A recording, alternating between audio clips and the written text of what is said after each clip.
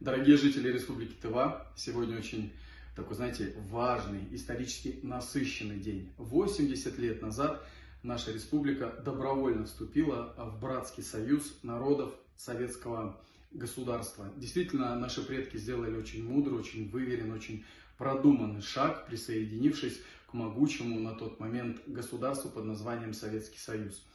Экономически, социально, в народном хозяйстве были большие свершения и достижения. В принципе, это та опора, тот базис, которым наш регион пользуется и по сей день. В свою очередь, мне хотелось бы пожелать каждой нашей тувинской семье, всем нашим жителям благополучия, успехов. Конечно, каждый из нас хочет видеть нашу республику процветающим таким регионом, динамично развивающимся. И несмотря на те проблемы, которые у нас сегодня имеются, а о них мы не понаслышке все прекрасно знаем, надо верить в лучшее, надо прилагать усилия для того, чтобы достигать новых вершин и решать все злободневные вопросы, которые перед нами сегодня стоят. Поэтому этот исторический день мы должны приложить все усилия к тому, чтобы наша республика становилась богаче, люди становились счастливее, успешнее. А для этого, конечно же, нужно развивать и экономику, народное хозяйство, строить новые предприятия, создавать новые рабочие места,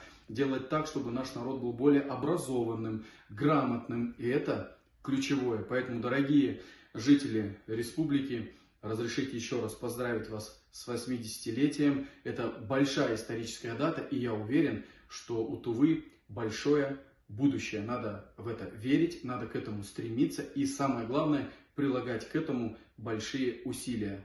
Консенсус между властью, обществом. Мы должны слышать друг друга и, самое главное, решать все злободневные вопросы. С праздником, дорогие друзья! 80 лет – это действительно большая историческая дата. Еще увидимся!